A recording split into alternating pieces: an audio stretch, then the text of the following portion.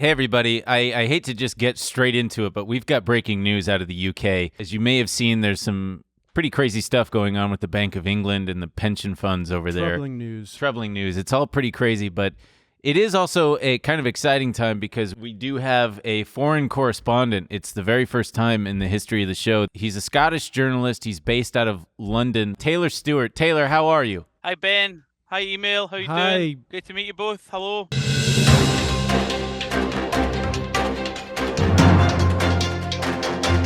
No problem. Yeah, my pleasure. Hello, everybody. Hi, everybody watching. I'm Taylor Stewart. I'm a journalist who majored in political science and financial logistics at Florida State University. And I currently live in London and report on what's happening over here politics-wise. And as you can probably imagine, I've got quite a lot on my plate at the minute. Yeah, no kidding. There's a lot going on over there. By the way, Yeah. my deepest condolences to you about the Queen dying. I'm very sorry. I know that you Yeah, you the Scottish really have a soft spot for the Queen, do they not? We all basically love the Queen. And when she died, it was a heartbreaking day. Yeah, I can imagine. You wake up and suddenly it's like a mother figure or a grandmother figure is gone. She died about this time. She died about 5 p.m. So I was already awake. Right. You were awake at 5 p.m.? It wasn't an actual nightmare, but it was like one. No, It was like living within a nightmare. Yeah. It was like 11? Oh, living. Yeah, living within a nightmare. So we keep seeing headlines about this pension crisis going on in the Bank of England. Because you've got a new administration there, right? And the new head of the bank.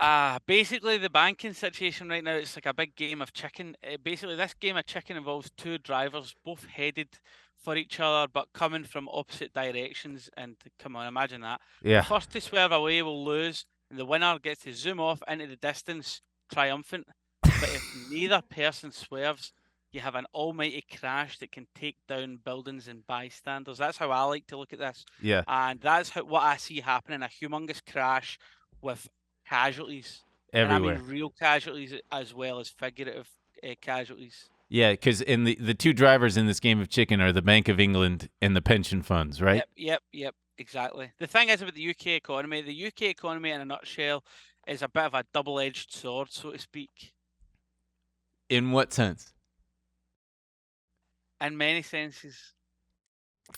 When it comes to Liz Truss, the new PM, the fact is you get what you voted for.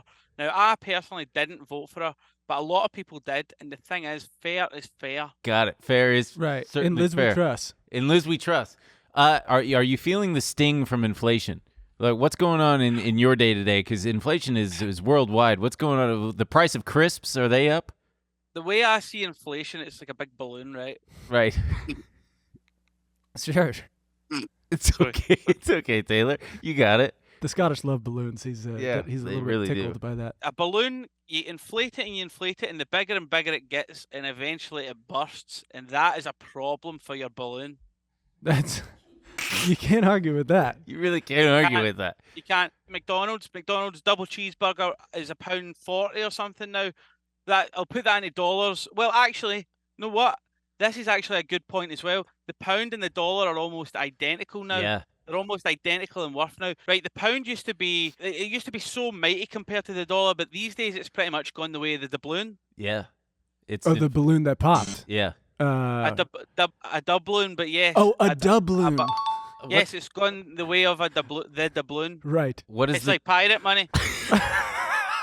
Yeah, I didn't know that's what that was called. Doubloons? Yeah, doubloons, yeah. Well, we certainly appreciate your time, Taylor, and if you don't mind, we'd love to check in on you from time to time to I would love to come back, yes. Yeah, to get a gauge on what's going on in the UK, and again, we're very excited to have you on as our very first international correspondent. Yeah, we've needed an on-the-ground man in London, and you're our guy. Yeah. It's my pleasure. Before I go, can I please pitch something to you, please? Sure. We'd love it. It's known as the metric minute. Think about it like this.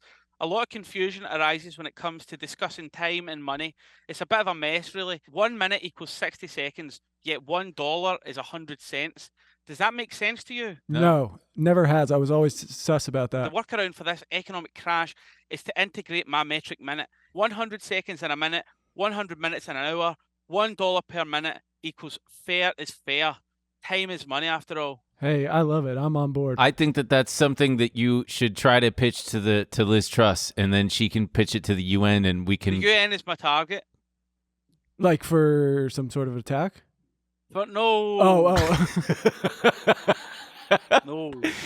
Yeah. For the metric minute. Oh, the metric got minute. it. Yeah. It certainly sounds good to us. Sounds like we could resolve a lot of problems. Yeah. Anyway, Taylor, thank you so much. Have a bag of crisps for us, and we'll check into you soon. Thank you. Thanks very much, guys. It's been great. See you later. Bye, Taylor. See ya. I don't know about that guy. I don't know. I'll have him back, but I don't know if that was our. If he was an expert? Yeah. He's an expert, trust me. I mean, we looked over his resume. There was a lot of acronyms, though. I don't know exactly. He said BBC, but that could have stood for anything. Yeah, a lot. There's different ways you can define BBC. I think we should have called his references.